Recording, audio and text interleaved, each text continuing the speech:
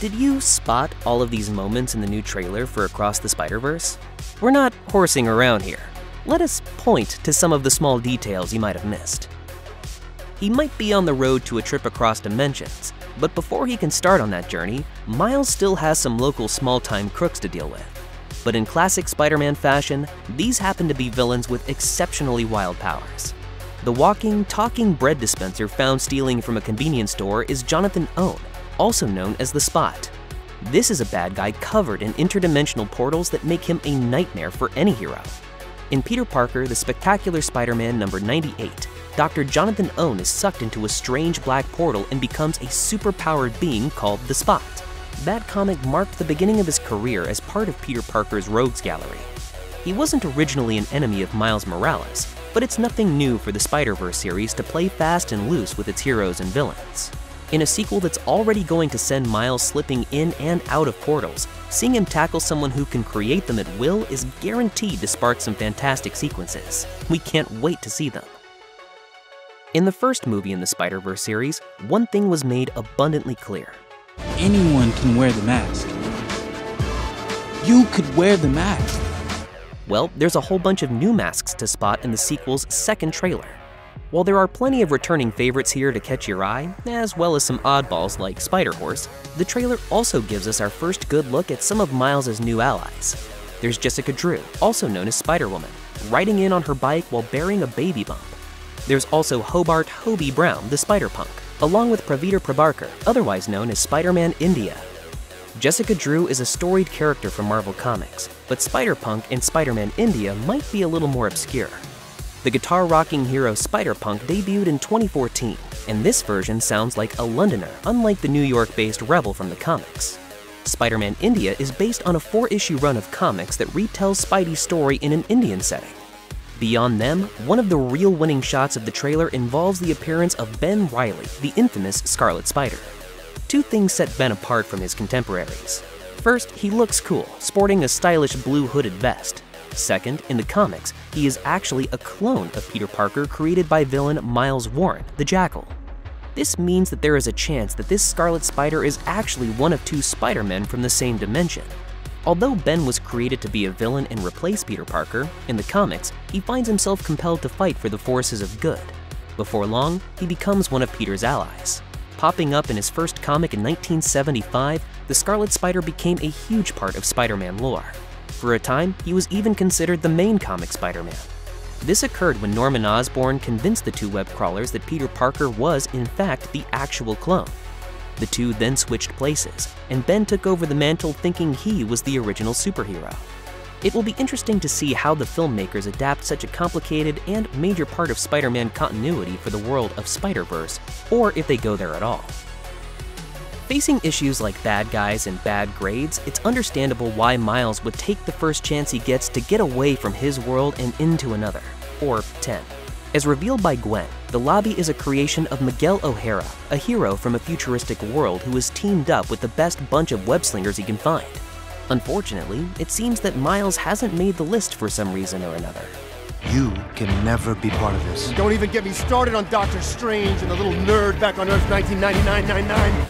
Now, while this will no doubt get lovers of the live-action MCU excited about the streams crossing, it's worth noting that the numbers don't quite add up in regard to the Earth mentioned here. Doctor Strange in the Multiverse of Madness pegs the MCU we know as Earth 616. However, many more comics-focused fans see the MCU as being set more accurately in Earth 1999-99. Could this be the first step in getting an animated Tom Holland swinging alongside Miles Morales? In the Spider-Verse, anything is possible. Peter! Yeah? Oh, sorry. Did you mean? Speaking of Peter, the trailer sees Peter B. Parker from the first movie making a welcome reappearance. As expected, he is now a proud father to a baby girl named May. Swinging through the air without a care in the world, Mayday Parker is based on Spider-Girl, who debuted in 1997 as part of a What If story. A member of the MC2 universe, an alternative future timeline, she is the superpowered daughter of Peter Parker. Given her age and Peter's brief appearance in the trailer, we wonder if Peter will be taking a back seat this time around, with an even greater focus on Miles.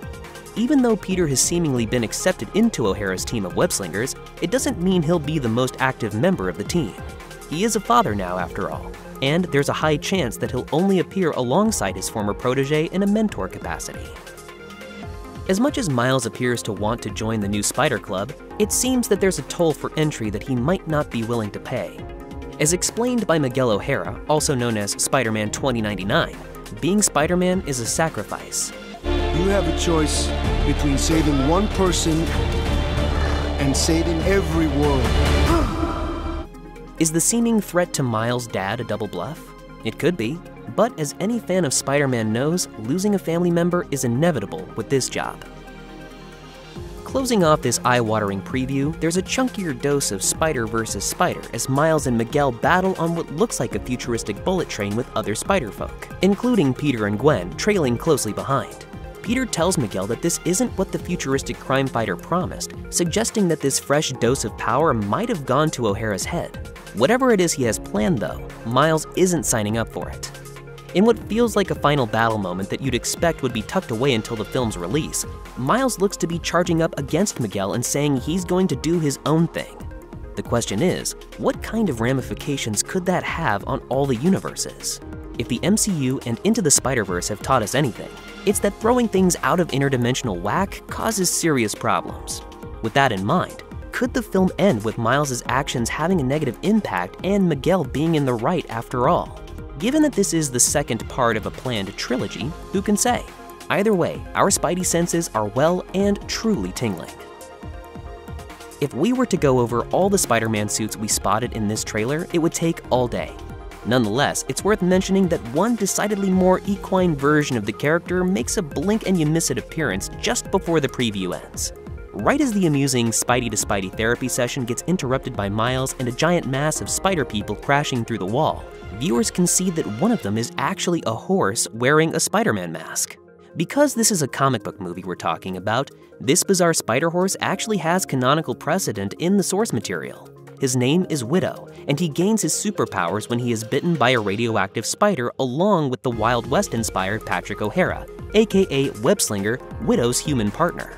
Miles also crosses paths with these characters in the comics, even inducting them into his Web Warriors team at one point to fight a multiversal threat. Could a similar partnership form between these characters in the movie? Perhaps, but it looks like this majestic beast of a spider animal might be starting off on the wrong foot with Miles. Or hoof, that is. In any case, it's nice to see that Widow is carrying on the spider animal legacy for Across the Spider-Verse. It's currently unknown whether or not John Mulaney's Spider-Ham will be making a return appearance. Into the Spider-Verse is full of great tunes, but Blackway and Black Caviar's What's Up Danger is arguably the standout song of the movie. The official trailer for Across the Spider-Verse, released in December, also uses the song, carrying on its legacy.